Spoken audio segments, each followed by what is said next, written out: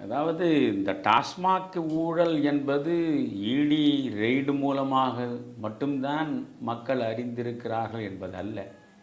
சாராயத்தை குடிக்கக்கூடியவர்களிலிருந்து சமுதாயத்தில் இருக்கக்கூடிய அத்தனை பேரும் டாஸ்மாக் என்பது ஊழலில் ஊறி திளைக்கிற ஒரு அமைப்பு என்பதை அறிவார்கள். ஏனென்றால் நீங்கள் முதல் செய்தி, ஒருவன் குடிப்பதற்காக ஒரு பாட்டில் வாங்குகிற பொழுதே அவனுக்கு அந்த ரசீது கொடுக்கிற வழக்கம் கிடையாது.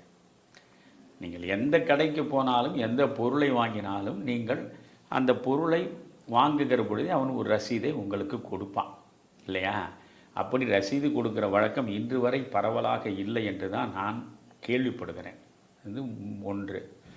அதே போல் பாட்டிலுக்கு நிர்ணயிக்கப்பட்ட விலையை விட 10 ரூபாயிலிருந்து 30 ரூபாய் வரை அந்தந்த நேரத்துக்கான நிர்பந்தத்தை வைத்துக்கொண்டு கூடுதலாக பணத்தை இவர்கள் கொள்ளையடிக்கிறார்கள் என்பதும் ஊரறிந்த செய்தி தான்.